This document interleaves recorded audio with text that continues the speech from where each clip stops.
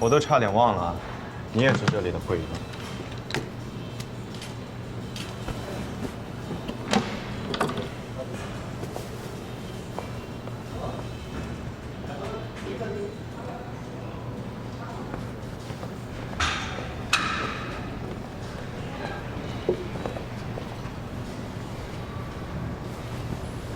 这地方的东西都不适合你，你还是回到适合你的地方去。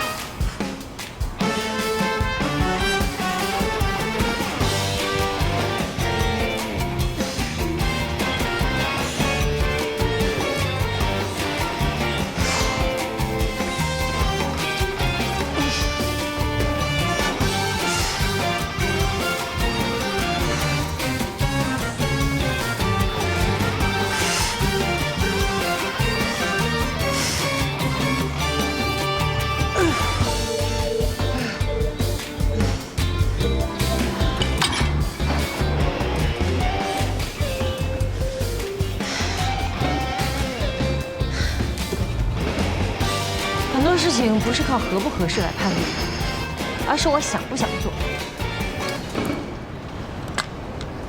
所以呢？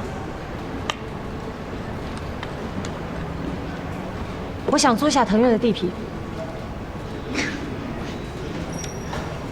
你今天真是屡次让我感到意外。K32的价格和远峰还没有谈拢吧？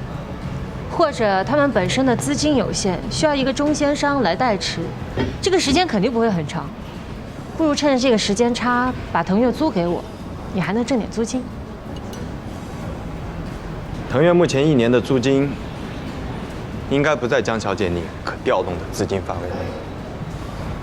是，我现在手里是没钱，可是只要你把腾越租给我，腾越就可以恢复生产了呀。1年。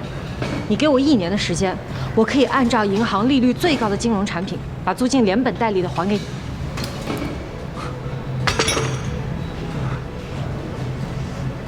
江湖，我脑门上是不是写着3个字啊？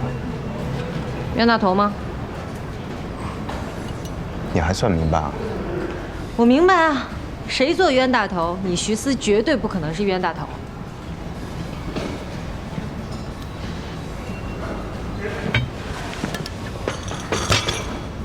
算我求你。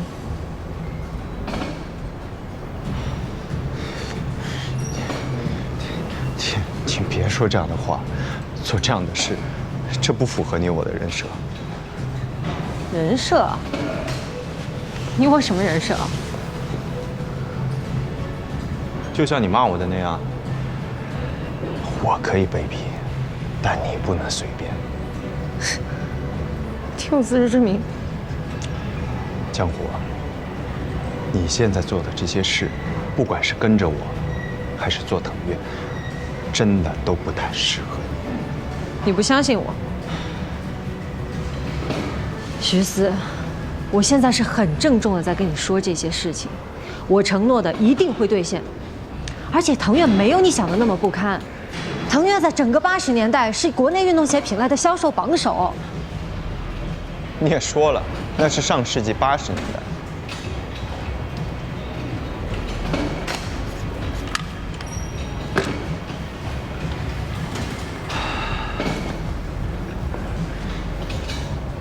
江湖，我也极其郑重且真诚地建议退掉 C Club 的会员卡，你可以拿到一笔非常可观的会员费，这个比较容易实现。你好好冷静地思考思考，不要再来找我了。你把时间花在腾越搬家上 ，OK？